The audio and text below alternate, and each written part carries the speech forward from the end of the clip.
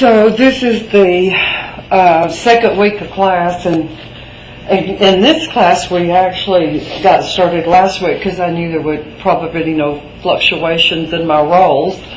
In other classes I do cover material the first couple of days of class, but not really hot and heavy because I know the roles will fluctuate a lot. In one programming class, I gained 6 new students since last Thursday. So, but as with every class, I'd like to start where we stopped the last time we were here, and basically we did a good portion of last Wednesday's class as researching, and I think everybody in the class had posted something, although some people I said, okay, go back and just look a little bit further. I want us to decide today, because I have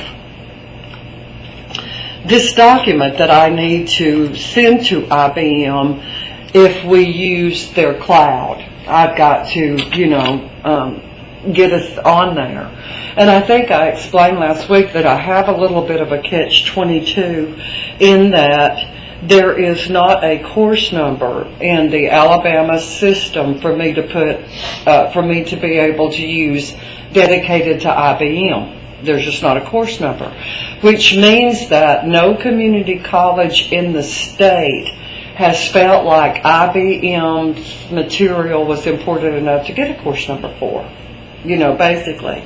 We have a whole list of courses that we can teach from, and that list started when when actually an organization called Post-Secondary took over the community colleges, and we're going through a bit of a transition right now in that we were always lumped with kindergarten through 12th grade, and our governing body was their governing body, and then the governor decided this last year that was too much for that board to do.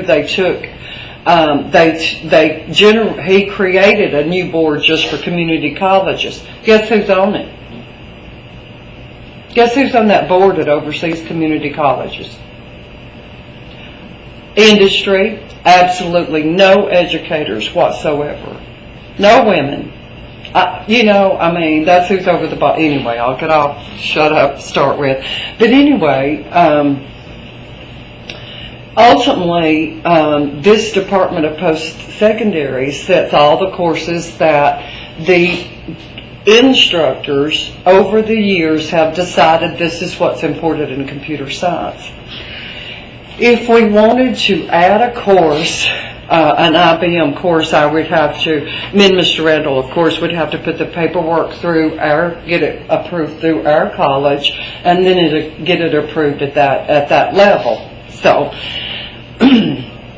what I am trying to do this semester in the database track, just so we have an introduction to IBM and the products they have, is just put it in this Oracle class. It's what I felt like we had more time in this. So we will decide if we're going to try to do that, if we're going to try to add an IBM course. So there's lots of questions that I wanted to ask the group of you, because you're the ones that are ultimately going to be doing this for a job. Okay, so my questions are, do we try to add a course for IBM? Do we have enough usage in this area to go to this trouble? Because it's time consuming. It's a, long drawn out thing. All right, so that's one question, if we're going to try to do that. The other thing, the main question too that I had was, do we want to use their cloud?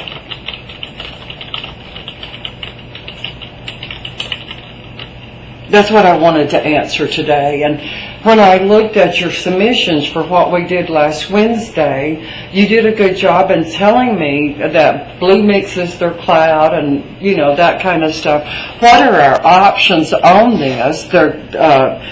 If we use IBM's cloud, do we put Now there's more, and when you look at their software resources, there's more resources than DB2, but when we were here last Wednesday, we looked at the versions of DB2. Do we put, before I ask that,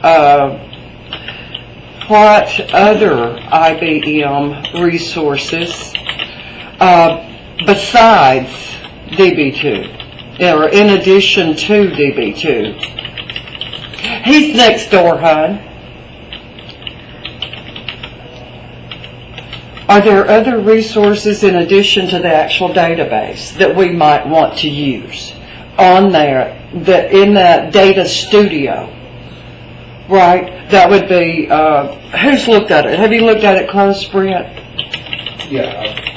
The data studio? Mm-hmm. It has a web builder, different things. I haven't looked at it as close as I need to, so that's one of my questions. Do we want, what other things would we want? If we looked at the versions of DB2 and learned that there is an express version, right? So when we look at DB, if we're looking at just DB2, do we just want to use it on their cloud? Do we want to use it in NetWare? Do we want to install it on the individual machines you're sitting on? That's a no, because we don't have the RAM. If you look at your system resources, we don't have it. It's 4 gigs, right? What do y'all have?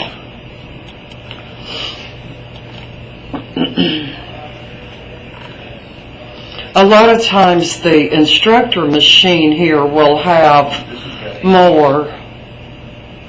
I've got 6. How much do y'all have? This one has 8. Huh? This one has 8 gigs of RAM installed. Really? Yeah. Look at the control panel, please. Look at that mother control panel. It's a system icon. Let's see. Yeah. You got 8? So I just went, we can't install it individually on the machines because there's no way we're going to have that much RAM. And then you got 8, and I just got 6. So we could. So those are our options on that. Gosh, I'm surprised. Okay, DB2, local machine, NetLab,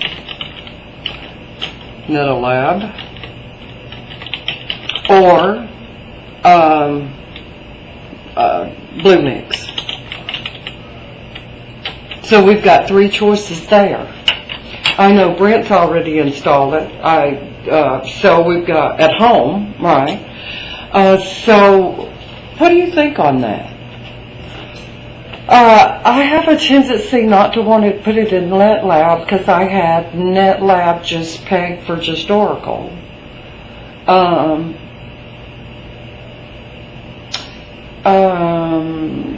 Would there be any advantages to using NetLab over Bluemix, over their cloud storage? I hate to say it, but would Bluemix have more uptime than our NetLab? I think if everything going to cloud storage, if we get exposed to somebody else's cloud storage, it'd be an advantage to us. Learn how theirs works. Right. What Dwayne just said, and that's the only thing I don't like. The other thing I don't like about this lab, if I get very far away, it can't hear me because it doesn't go with me. What Dwayne said is he felt like we should use Bluemix because we could see how it works. We'd have an introduction. Is that the overall consensus of the class then? I think so. That would be my vote. Okay, so has anybody enrolled in Bluemix? Okay. So that'd be something we'd want to do today. I think that's what we would do. And then we would have DB2 right there, right? It's one of the things that you would have access to. We would be able to see what's in their data source center. We would be able to see how it all works together. I loved when I looked at these submissions, and I'm going to use that, Brent, if that's okay with you. And you guys can see it because it's public on the discussions. Brent gave us a picture of the actual interface. Oh, those are all mine. Let me see. You didn't put it in the discussions, did you? Did you? There's a reply to one where All I have is mine. Let's DB2 see. versions, I think. You see the DB2 version? DB2 versions. Oh, okay. Yeah, that's it. Or IT resources, I'm not sure. Okay. Yeah, right there. I knew I'd seen it somewhere, and there's just more places than.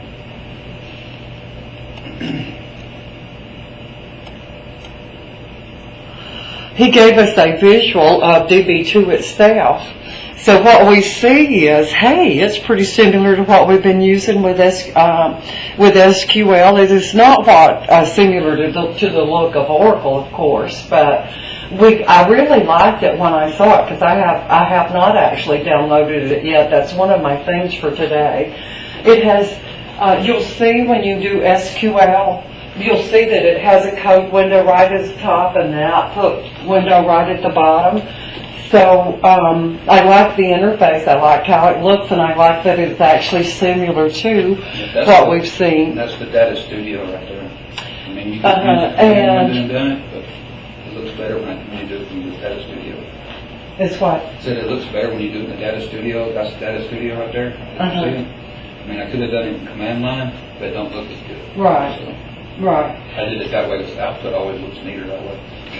It looks Well, neater in Data Studio. Yeah, what we learned in SQL Server last week is they provide you how many tables, like lots and lots of different tables, sample data, just like Oracle Express does. So that's obviously what they do too. Yeah, it's a sample database. Yeah. So I like it. So I'm glad we got even though we don't have it legally through our state system to introduce the material in the class, I think it would be good for us to spend a few classes, and Dwayne said he agreed, and I know Brent does too, probably the rest of you, that we'll spend a little bit of time here, then just take a look at it. You guys have enrolled in the initiative already, right? Did most of you do that last Wednesday to enroll? Okay, so today let's take a look, and I'll just pause the video. Let's take a look and see what we need to do to get up there on Blue Mix. Do that, and then we'll go from there. What other kind of considerations do we need here? I'm doing this for myself because I've got to keep it kind of, the database is all separate. What other resources? We can answer that after we get there. So we decided we're going to try to do the Blue Mix on the server to be our host. Let's do that now and see, and take a look, and I'm going to do it too while you're doing, enroll yourself in Blue Mix. I may have in Blackboard put the links, but I'm not 100% sure. I did do a lot of links for IBM. There's the initiative to join. If you hadn't done that, do that today. I wanted to see, there's the job board. We looked at that. Here's the academic website. And it didn't come. Okay. One thing I'm finding really funny about Blackboard is it will not let you link into something like that. Let's see. The community, the student knowledge exchange. This is the cloud right here, and this link on the assignment link. I thought I had put it on there.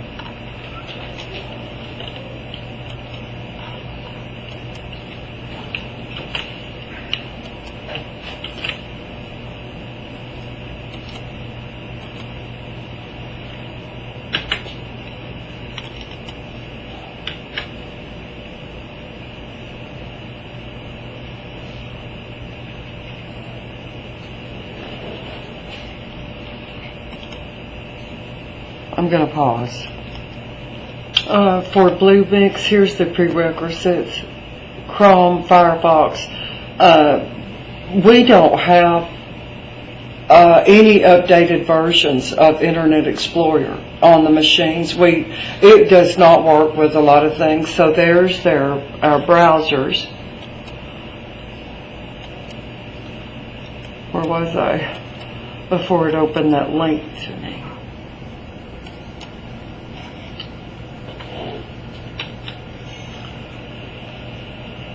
I am not used to using that. I just wanted to do my whole screen.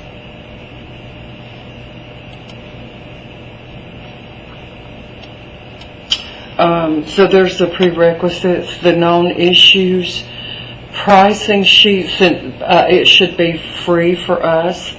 The servers, the software layer in between us and the Blue Mix, and then the cloud. So this is their main. Did you guys get here?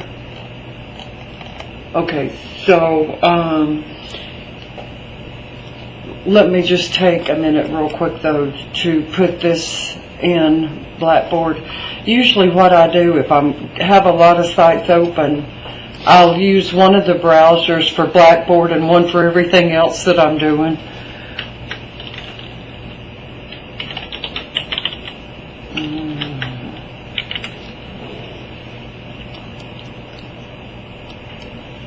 Okay, the architecture, how it looks in relation to its other resources. I'd like to have that up. There's the web, mobile apps, application developer. Okay, the concepts.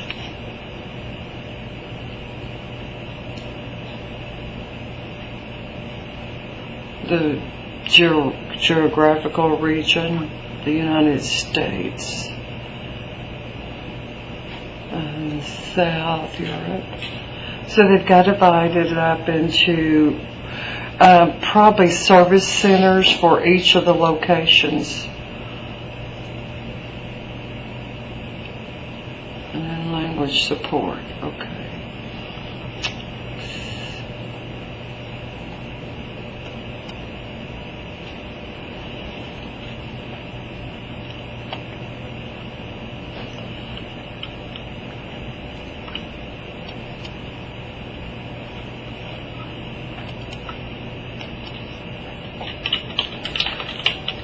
It looks like there's a separate sign-up from just the initiative. It's making me do a separate sign-up.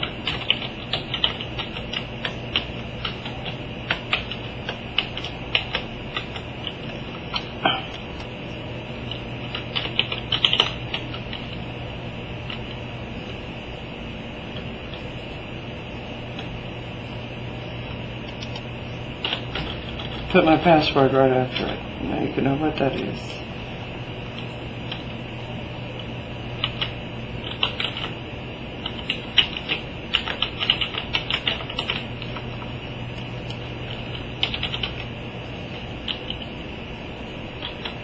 What was the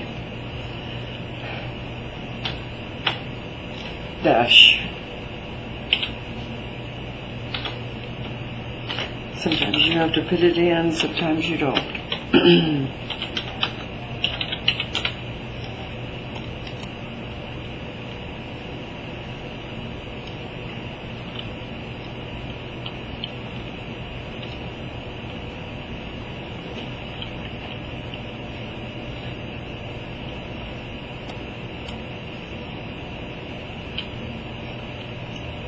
So we're into Blue Mix, and we can the Mugo database is non-proprietary, so it lets us look at that one. Apache Spark is the web server, and then it's a year old. So run and build apps, use services and appliances. The apps, Java, JavaScript. I don't know Geo. PHP, may have to just look at those runtime languages. Oh, that's a new language that they come up with. That's a new language.go.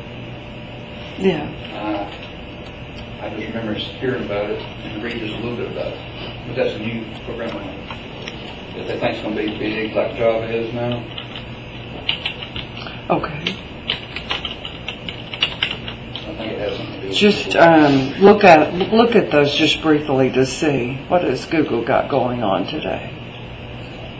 Oh, King Kamehameha's birthday, huh? Okay.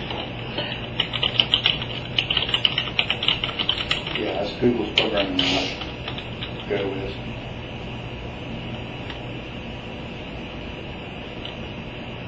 It's a programming language, Yeah. right? Yeah. That's what you said. It's a programming language. Google's What programming. strengths does it have?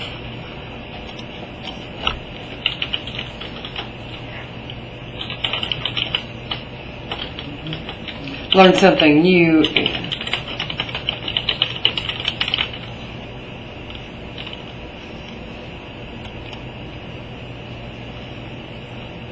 Golang programming developed by IBM. Interesting. Okay. Not get hung up on it. I mean, developed by Google. Statically typed language, loose syntax, loose version of C. Okay. So, Bluemix does Go, PY, and RB. I'm sorry, but I've just got to find out what they are. PY is Python. Okay. What's RB? I think it's Ruby, I'm not sure.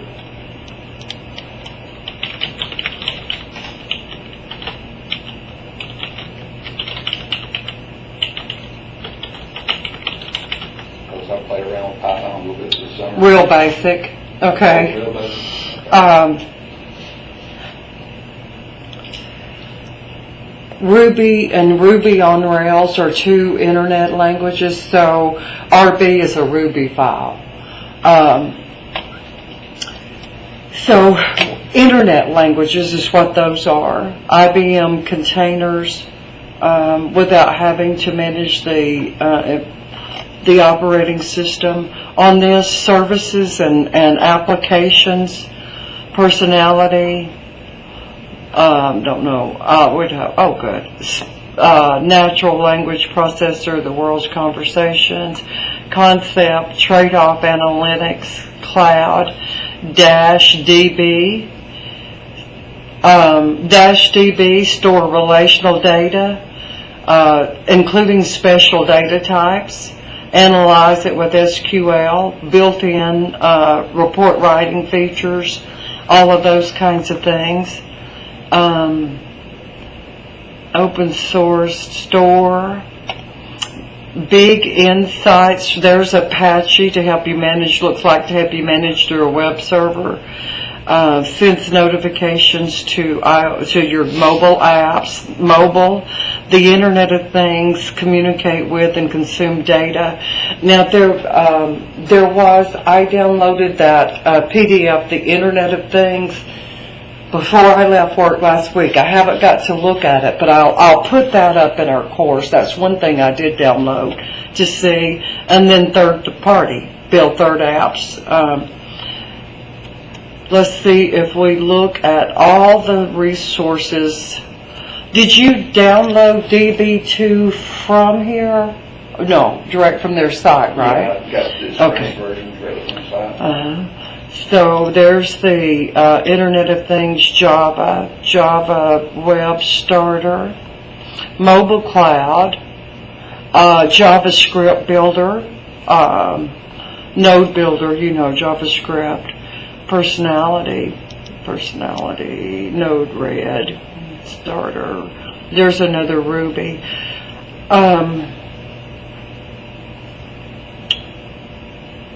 And then there's communities for each one of those programming languages.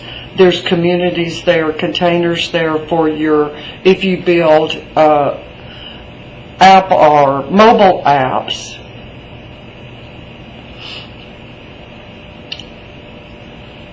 dialogue, natural language, text to speech, speech to text, visual. Here's the developers. Application server on the cloud. There's your application server. I'm going to keep going then come back to the app server because that's where DB2 should be probably. Geocoding. Does anybody do geocaching? That scavenger hunt using GPS? Geocoding just reminded me of that.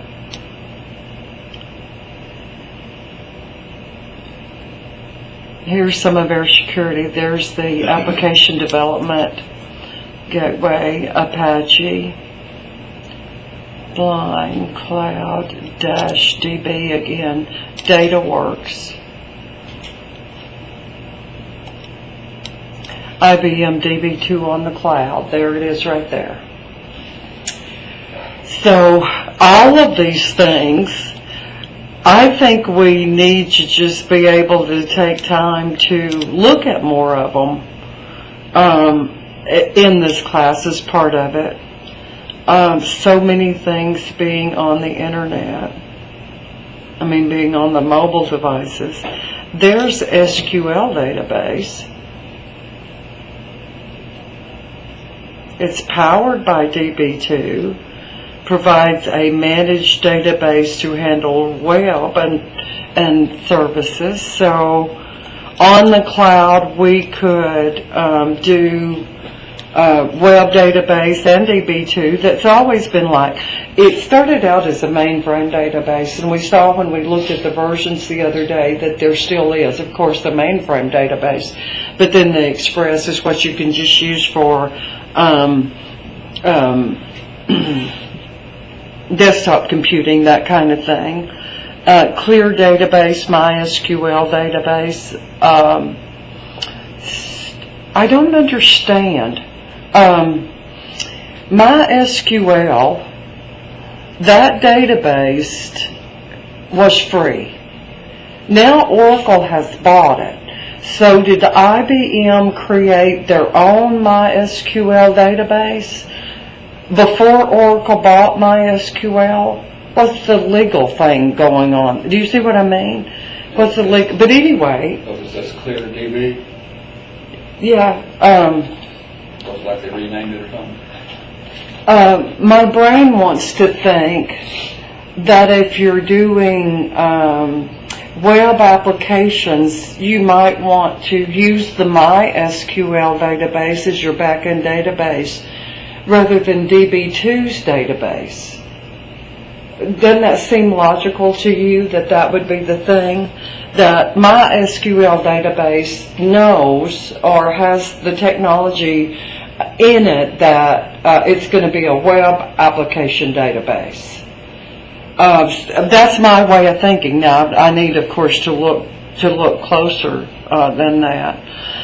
When do you use this database?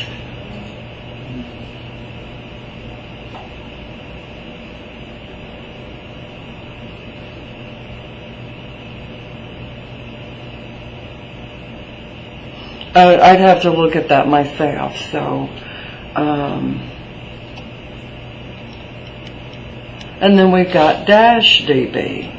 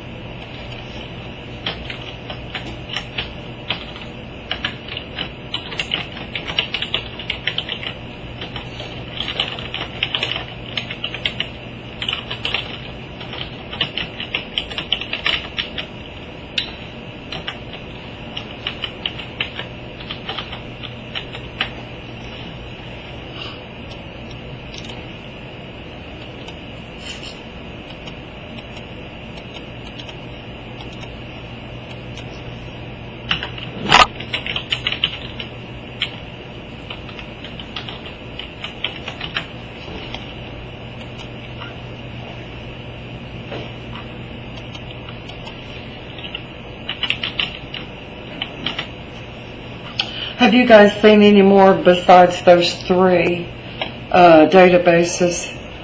I'll hush and let you.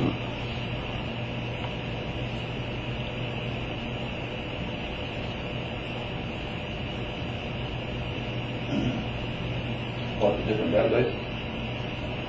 They got Mongo, Cloudit, Postgres. NoSQL DB. I'm trying to do a list here of the databases that are actually there. Yeah. Postgres. NoSQL. Do you know what NoSQL means? What does NoSQL mean? So they don't use SQL to query it? NoSQL, from what I've been able to determine, is that the structure is a flat file structure. Ours are columns and rows, and you can just write the query against the field. But when a long time ago, all we had was flat file, and we actually, if we wanted to pick out the city, we had to write a programming language that would do random file processing. That is, it would look through each record till it found the right number of quotes and comma delimiters to find that city field. And the way I understand it, that's the way NoSQL does. It's really not in a database structure that we're used to. It's more like you can't write SQL against it, right? So it really takes the programming language to do that. So I've got 4 so far. DataWorks.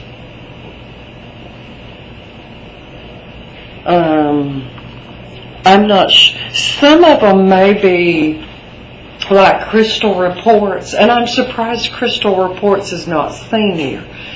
Crystal Reports is just a report writing feature, and you add it into software like Visual Basic and to use just as a report writing feature. And I think that's what some of these, like the DataWorks, is not actually a database. It may not be a report writing feature, but it's an application that helps you get the data ready for presentation. That looks like it might be a report writing feature to me, that DataWorks. The search engine using Java. Analytics. I've got that one. I don't do Twitter.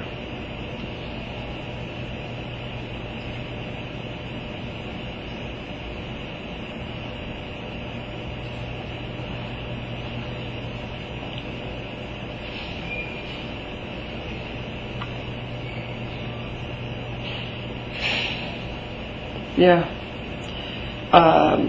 Prosecure SQL. It is one of the top ones. I'll have to see if that's how you spell it or not. That's one of the top databases. If you look at the query, just the top databases, you're going to see that one. P+GRE.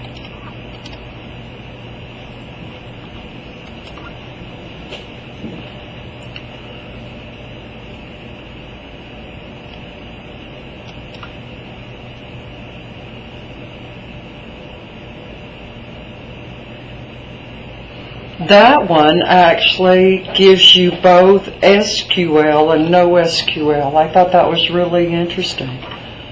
Preventative modeling.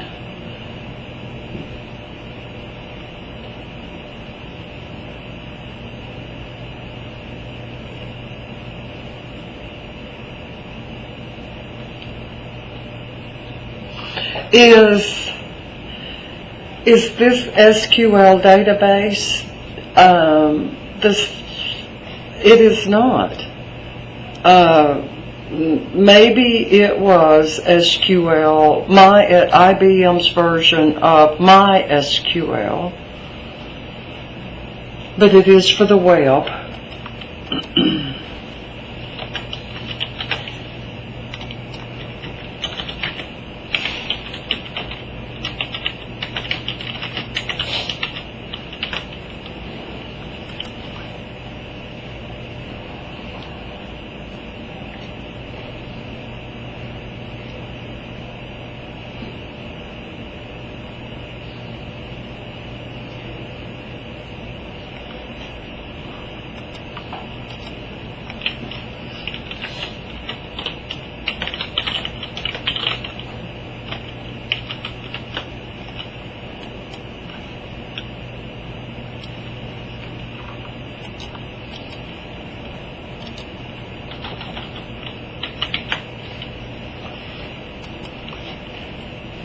Yeah, when it tells you that it's third party, that ClearDB, MySQL.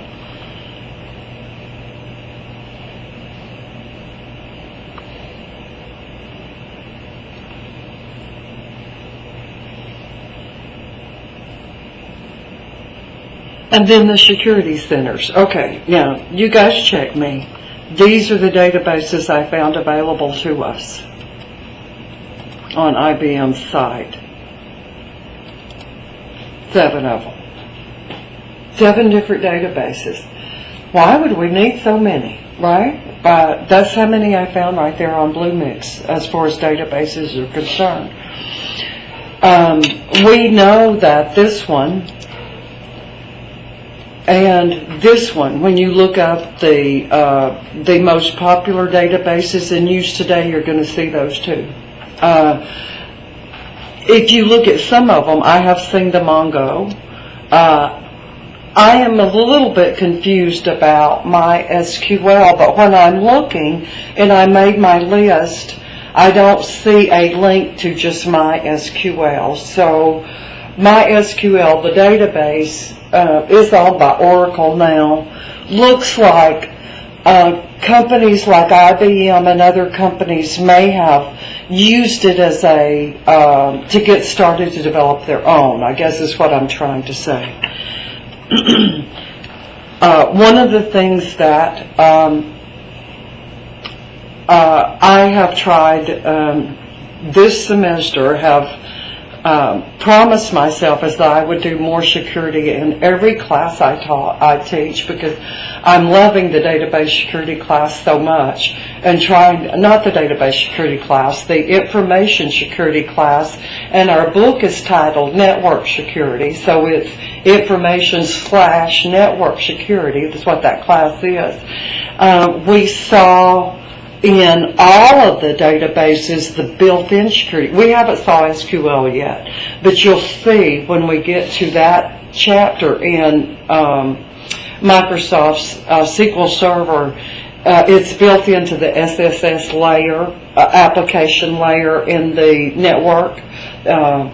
And so security I want to do more of, and you can see that there's a application or API security manager, a dynamic analyzer, an application for a mobile scanner analyzer. One of the things that I'm trying to do in the programming classes that I'm teaching, Visual Basic and C++, is to do more in the security end. I've always said in that class, when we were reading from and writing to external files, that if you're a network guy, this is where a programmer can mess you up, right? But what are the other things that programmers can do? And in the security class, in chapters 1 and chapter 2, it talks about bad code and the program writers, how they need to make sure that they do what they're supposed to do. So anyway, the security area and business, and I want to look at this myself in more detail and see if the new generation of applications, are we going to get secure enough in setting up our networks that we don't have to have any software on individual machines in a given organization? They can just be all on the server. And you guys all probably have been introduced to thin clients, right? Where that the applications actually reside on a server, and even though when you're sitting there it looks like you're really pulling up Word, but you're not. You're pulling up Word from a server machine. So are we going to get where we only have one lab in this building that's set up that way, and that's 107. The rest of the labs, the applications are actually physically on these machines. So I'm not sure. I'm sure companies are like us. They have a mix of servers that are hosting those applications and other ways. What do you think? Neat, huh? More resources than we would know what to do with. So now that we're here and we see the cloud, maybe let's think about it. And you guys have a big voice in what we actually do, because it's your career, right? It's what you are going to want to do. Do you want to spend a day and create a table? Do you, with DB2 or one of the others? We'll see. Let's look at that. I want to do some more research between now and Wednesday, look at their Internet of Things. I see the concept of project management of software, which includes your database, not just as for the database itself. The way I've been teaching, it's been just like a kind of standalone thing. This is the database and this is how you use it, But in the real world, the database is just a piece of a big package of the project. Do you see what I'm trying to say? And there's all kinds of project management tools that let you lay out a project with a timeline in mind, with the applications in mind that you use on the timeline to get between, okay, we're going to create a database that does this and collect all this data, but what are you going to do with it? What is the reason for that data? What's the, so I don't know what I'm trying to say, the big picture. One of the, a seminar that I've been to recently had Excel as the data miner. Where they're just mining big groups of data. And it was all about, well, you can do all this, but the ultimate thing is what you can do with it when you get it. So should we just look at DB2? When we look at it here, and Britt might can answer this, are those data files already there so that we can just actually see it and query it? Or he didn't use the cloud to get his version of DB2, so is the cloud version of DB2 have those data files so that we could just open it and run a few queries so that we can see? Would it be worth it to us, since the I don't know how to actually say it. My southern tongue just don't want to even try. Should we also look at that just a little bit too? Because that's one of the most popular ones as we go.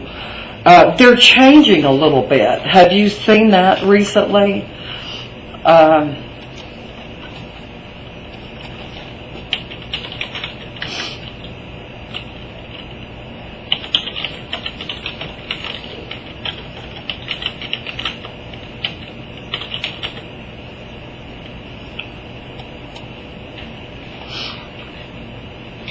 They always put it out for the current year, and well, they should, because it does change. Oracle's number 1, Microsoft is 2. There's our DB2. Here's the one that we can get on the cloud. It's number 5.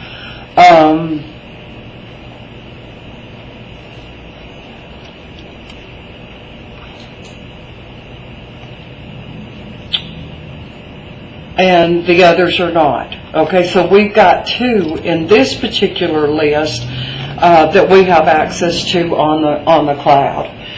So maybe we want to just take a look or at least look at the strength of both of them. This one is open source and it is relational, and that makes it object relational. Do you know that's a different concept than just relational? So I need to look at that myself. If it's object relational, and I tried in programming language to explain object-oriented programming, in that you're not just creating objects to encapsulate their data, you're creating objects that relate to each other, right? So in that Java program that I use as a show and tell, we created an employee object, and from that object created different types of employees, a CEO, an hourly worker, a sales worker, so that they inherit from the top object. So my question is, how do you do the object-related database?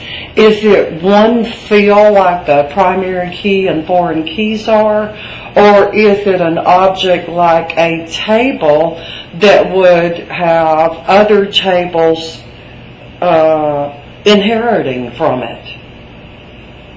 I don't know the answer to that because I've never really studied this database. I've never really had a database tell me that it was object related. It hides. It is used for online gaming, data center automation, domain registries.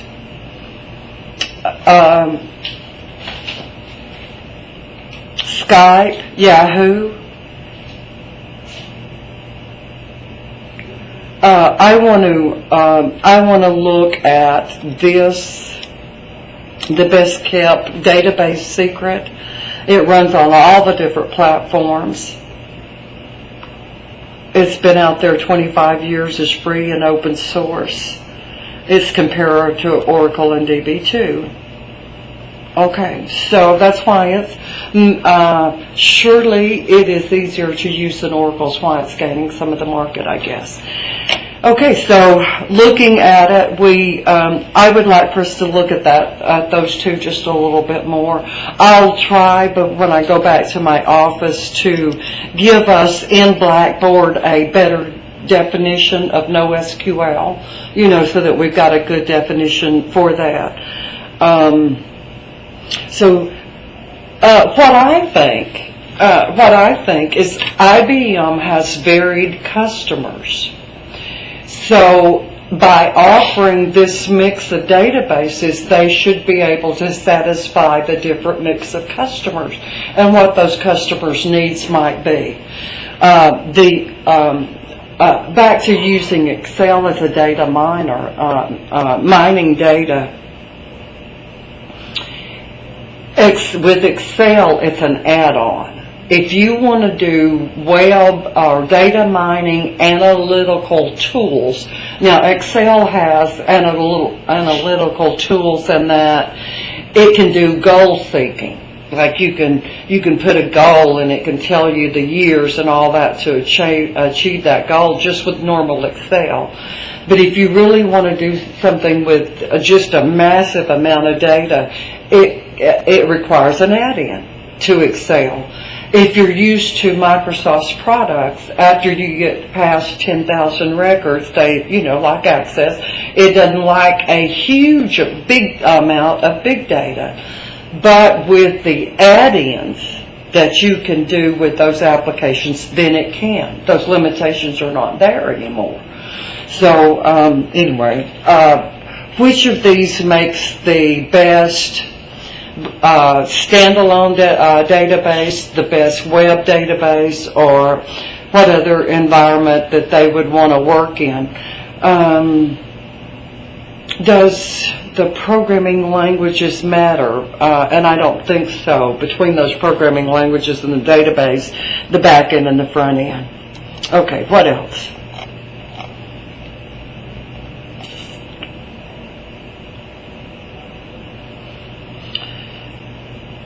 We've got, just like in advanced web, we've got the servers, we've got the programming languages,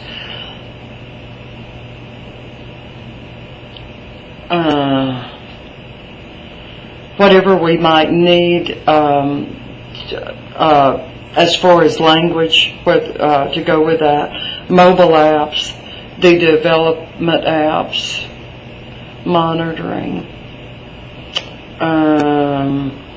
then finally the databases and security, data analytics, security, business, and then just the internet itself. Okay, so we're here. That's what we'll do the next time. Let's spend just the last few minutes, and I'm going to pause the video to maybe just take a look at DB2 more in depth, the actual database itself, and then we'll go to the other the other one, maybe the next class. Or where am I? So many different apps.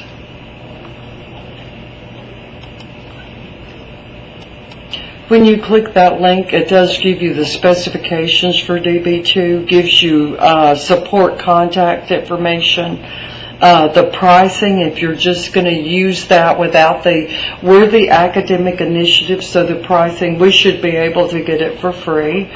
Small work groups, 8 gigs of RAM,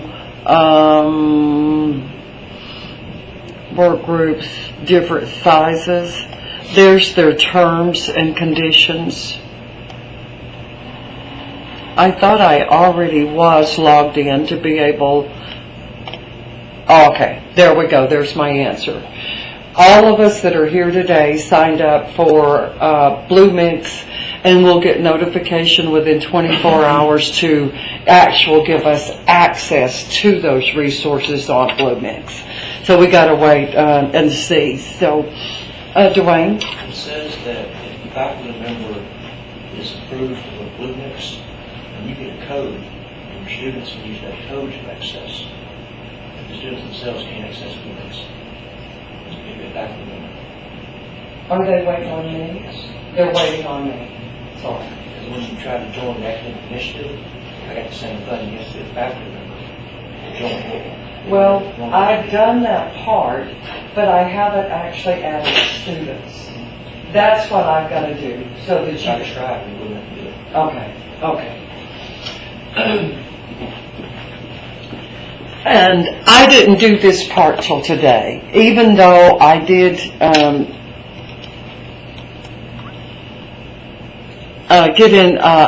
in the academic initiative, and I've been approved and all that. Because I didn't know if we were going to do it until today, right? I didn't know we were going to use their Blue Mix, but I agree that we should. So they will email me, and then I will go in and add my students. Let me ask you guys this. Do you want to be yourselves when I add you, or do you want to use a name? I've done this before. I really have done that before, and I've got to get your permission. When I have logged in, like for example on the web classes, when I sign up in a free hosting site, I give the students their choice of, when I do your link on this, do you want to be anonymous or not? Right? Do you want me to use your name or like the name of your website? How do you want me to put you there? So in Blackboard, if you want me, when I log you guys in, if that's what I do, when I do get this email that I'm confirmed, do I put the class roster? You know, Dwayne Brown, Brent, Miles, Maria, do I put your names? If you want me to put something besides your name, then you email me. If you don't want me, it's okay if I use your name, just don't email me, and I'll know that I have your permission to put your name. I'm getting a little bit more antsy with security, as you can see. One of the things I intend to do, and I cannot change SNEED, but every personal email account, I do have portions of my name in there. I'm taking that down. And so, do you see what I mean? I'm going to, what they, NPR told me this weekend is to leave the least footprint that you can leave online. If you've got a big footprint, that is, you use your real name and you put your real birthday, all that kind of stuff, people can find you, right? So I am consciously going to try to not do that in the future, and I hope you will too.